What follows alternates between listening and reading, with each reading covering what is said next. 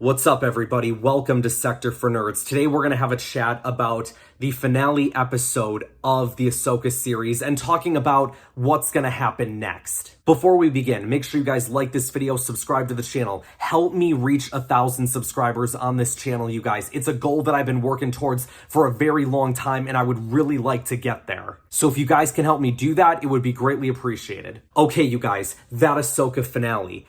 It was a finale that left me wanting more, just as I predicted it would last week, and just exactly how I knew it was going to go. Because I've already seen some people on social media that are down on the finale, and I think the reason for that is because a lot of people expected that this show was going to be a start and a finish, right? Like, we get the starting point, we get the finishing point, but this was never meant to be a start and finish. This was meant to be a continuation of Star Wars Rebels, and the ending isn't the end of the story. It's just the end of this chapter. There is still so much more to tell in this Mandoverse timeline, in the Filoniverse. And that's the key thing, you guys. We live in a world now where the Filoniverse is proven to be a real thing, and it is proven to be the best Star Wars storytelling that there is, at least in my opinion. And yeah, it really stinks that we have to wait a couple years, whether that be for an Ahsoka Season 2, whether it be for the Dave Filoni movie. I don't know what Lucasfilm's plans are, but regardless, we're gonna have to wait a little bit. And yes, it sucks. But what I think Dave Filoni does better than anybody, and Star Wars Rebels is proof of this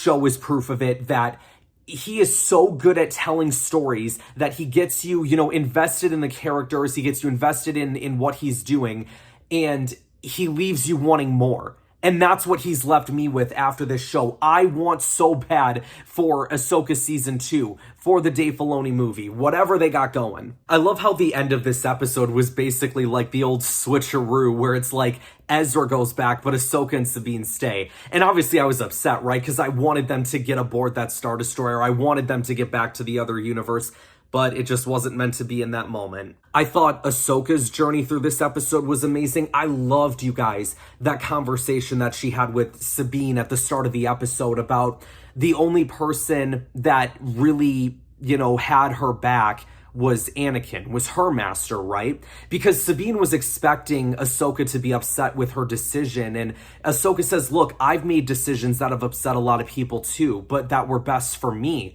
And it was kind of like, as she was explaining all this, I'm like, oh yeah, Ahsoka did make decisions like that weren't always best for everybody, but were best for her. And I'm like, of course Ahsoka understands what Sabine is going through. So like the whole thing where she's like, look, no matter what happens next, I have your back. Like I love that so much, man. And then I love that at the end where instead of choosing her friend, because this whole episode, right, like she's been choosing Ezra, or this whole series, she's been choosing Ezra, she wants to go help Ezra, and then at the very end, when she has the chance to escape with him, she chooses to go help her master. And that moment when Sabine used the Force for the first time on that zombie stormtrooper, which we'll get more into that in a second, that was so, I popped huge for that. I went crazy. I was like, yeah! You heard me correctly. Zombie stormtroopers. Oh my gosh, they look creepy. But like, as soon as like we saw them go up against stormtroopers and THRAWN like pretty much foreshadowed that they were all gonna die, we were all sitting there like, okay, so the Night Sisters are gonna turn them to zombies, right? And they do the same ritual that they do like to raise the Night Sisters of the dead on Dathomir in Clone Wars. And speaking of things they do in Clone Wars, they do that same ritual. Do you pledge yourself to the sisterhood, to the magics, the old ways? Do you abandon your life for this new one? Your loyalty, your life. Like that whole ritual is the same thing that they did with Asajj Ventress in the Clone Wars. But they start raising the stormtroopers. I'm like, oh my gosh, we're actually getting zombies right now. And it's like every time they would cut one up or shoot one down, they would just, after a couple seconds, just get right back up. I liked the Ahsoka Morgan Elsbeth fight in this show a lot more than I did in Mando Season 2. This fight was more my style, a little more fast-paced. Their fight in Season 2, it was very slow, very methodical. But this one, it was like just, quick strike, quick strike, quick strike. I'm really behind the casting for Ezra now. I think they've casted everybody perfectly in live action, but like just him at the end of the episode, watching him go to Hera. I really wish they would have showed them hugging. Like, I felt that's what we were leading to, is like, oh my gosh, like, mother reunites with her son kind of moment. And then they just kind of cut away, and I was like, oh, okay. Man, if by either Ahsoka Season 2, if they do one, or this Dave Filoni movie, if we don't see a Ghost Crew reunion, I'm gonna freaking lose it. Come on, Dave, you can't make the same mistake of the new trilogy. You can't do it. Really was surprised that they didn't show much of Shin in this episode. Like, as soon as I was sitting there, like, halfway through this episode, like, wait a minute. Where's Shin right now? Wasn't she supposed to be a part of the Empire right now? Like, I kind of figured we weren't going to see much Baylan, because Baylan was off doing his own thing, which that we can get onto in a second, but all they really showed of Shin in this episode was her going to, like, those raiders, and it feels like she's going to become their new leader. I do think eventually we're going to lead to her joining Ahsoka. They teased it last week. I still think it's going to happen. And then there's Baylan. And as far as Baylan goes, you guys, what could he be doing? I think there's two potential options for what that planet could be that they were on. One, that was Mortis the whole time, and we just didn't know it, which would actually be freaking awesome. And that whole pyramid thing that Anakin, Obi-Wan, and Ahsoka go into in the Clone Wars is like a gateway that gets you to Mortis. Like, that would be so cool. Here's another question, you guys, and this is my big theory that I think Baylan has been going towards this whole time. I teased it a couple episodes ago, but I think that he's looking for Abeloth. I think that's the big thing. The big significance that she plays is she's the mother. She's like the fourth being of the Mortis peoples, but she's just a lot more powerful. Like, it took all three of them to basically imprison her, to stop her from being unleashed. And I think that's part of why the father wanted Anakin to take his place, is because he knew Anakin, being the chosen one, was powerful enough not just to keep his own children in balance, but to stop Abeloth. And now I think, ultimately, I think that's what we're leading to. Baylan is trying to find her. And if that's the case, you guys, then I think, you know, one of the ways that Luke Skywalker tried to stop her was teaming up with a bunch of other people. And I think that's what's going to happen here. Like, if Abeloth is one of the main villains of this Dave Filoni movie, we get what? We get Luke, we get Ahsoka, we got Sabine, Ezra, we get all these Force users together, Shin, maybe Baylan, we get them all together trying to stop her. But again, you guys, what Dave Filoni does so well, he leaves us with more questions than answers, and it allows you to think about things, to theorize things. Dave is always good about, like, delivering on a story and being able to satisfy the fans. I think when it comes to Baylan, though, you guys, it really, and I've said this how many times now, but it just sucks that Ray Stevenson is no longer with us, because now what will most likely happen is they're going to have to recast him. But that's just the way it goes, right? Like, whenever, you know, an actor passes away or someone for whatever reason isn't able to, you know, fulfill the role anymore, you have to recast. But it's just so interesting, because I think Baylan, we were just talking about it, me, my brother, a friend of ours, like, we were all talking about it. I don't think I've seen one person have a complaint about Baylan. With other shows like The Mandalorian, everyone universally loves The Mandalorian. Everyone loves Grogu, right? It brought in casual viewers to Star Wars, and it got people invested that way, right? But I think this was a character, like Baylan Skoll, was a character that the entire Star Wars fan base got behind. The diehard fans came together in support for this character. Does part of that have to do with his death? Maybe, but death or no death, I absolutely adored Baylan Skoll. Him and Shin both. I want more stories with them. I wish that Ray would have been here to see all of the support that his fan base has given him, because it is something truly special. And like everyone, I want to see that story continue. I'm gonna keep emphasizing it, you guys. This was never meant to be a complete story. The Ahsoka series was never meant to be a complete story. It is meant to be part of the story, and I'm so in love with it. I cannot wait for whatever comes next with this stuff. And I like I said last week, part of my worry, right? Like, when Skeleton Crew comes out, when Mando Season 4 comes out, I'm gonna be like, oh yes, but like Ahsoka and THRAWN and EZRA, and what's everybody doing? But there's an old saying that goes, good things come to those who wait. And for Dave Filoni, for Ahsoka, for Sabine, for Ezra, for THRAWN, for all these guys that I have cared about over the years. I'm willing to wait. And also, if I haven't said it enough times, I'm gonna say it again. Dave Filoni needs to be given the keys to the kingdom. I want anything and everything to go through him.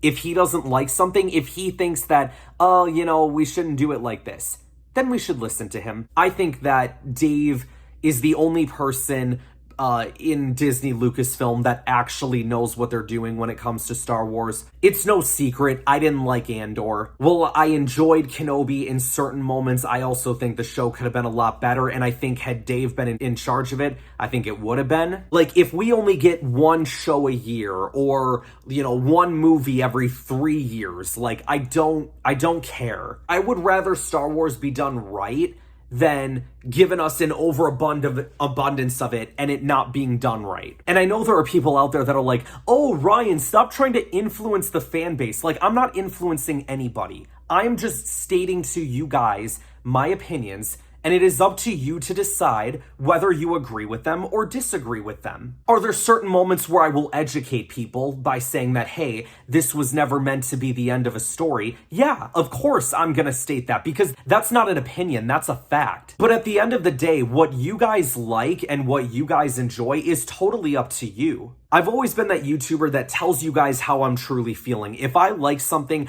I will tell you guys 100% that I like it. If I don't like it, I'm gonna call it out and say that I don't like it. I'm not sitting here trying to, gain any favors from big corporations or companies or anything like that. I'm just a fan with an opinion. I feel like we've kind of gotten away from the episode, you guys, but again, we're just kind of talking my thoughts on the end of the episode, my overall, where I think the story is going to go next. But, speaking of the overall story, you guys, next week, we're going to do a video talking about my overall thoughts on the Ahsoka series and really going into depth with everybody. Because I'm not done talking about this show yet, you guys, and I don't think you guys are ready for me to be done talking about it. I don't know, at least I hope not anyway. What else can we talk about from this episode real quick? Oh, I loved all the lightsaber action, of course, with Ezra, Ahsoka, Sabine all having lightsabers. Like, I've missed that. Like, when's the last time that we've seen multiple characters on screen at the same time with lightsabers like that? I mean, obviously you have, like, the Mandalorian flashback, right, with the Jedi, but I'm talking, like, main characters that all are wielding lightsabers and using the Force, and apparently that offends some people that say that in my Andor videos, one of the comments that people would not only post but then also like as well is like, oh, are you just mad that Andor doesn't have any Force, or you're just sad that there was no lightsabers? And it's like, well, I mean, when you put it that way, like, yeah, maybe a little bit. I don't know, you guys, that logic has always just, like, baffled me. Like, okay, so if we're gonna take, and this is one of my biggest things with Andor, and y'all can agree or disagree, but whatever, I'm just stating this as I feel, like I've said before. If your logic is, let's take the Force and lightsabers out of Star Wars, then is that actually Star Wars? Like, that's obviously there's story, there's characters that make Star Wars, but another part of Star Wars is the Force. So by that logic, if we take the Force out of Star Wars, should we take superpowers away from superheroes in, like, the Marvel or DC universe? Should we take bending away from benders in Avatar? Should we take abilities and moves away from Pokemon? Should we take the rings out of Lord of the Rings? Like, you see where that logic kind of falls apart? Again, I know, like, people were looking for something different with Star Wars and it not being about the Skywalker saga and all this stuff. Whatever, that's fine. It's just not my Star Wars. Morgan Elsbeth met her death in this episode. Like, that was another big part that she's just gone. Like, Ahsoka sliced her and then bam, she's done. But apart from Morgan Elsbeth, everyone else, like all the big key players in the show, are still alive. And I'm very curious to see what impact that's gonna have on the galaxy. I think it'd be cool if Mando ends up meeting Hera and Ezra in season 4 of Mandalorian. I did hear that Mando season 4 is supposed to continue, like, the stories that happen from both Ahsoka and Skeleton Crew. It's supposed to have it where that stuff is already written into it. So why not? If you've already got him working for Carson Teva, like, maybe you should introduce him. I'm pretty confident, you guys, that if Mando hasn't met the members of the Ghost Crew by Mando season 4, he is for sure gonna meet them in this crossover movie. I think the crossover movie is gonna be like the end of the Mandoverse, I feel like.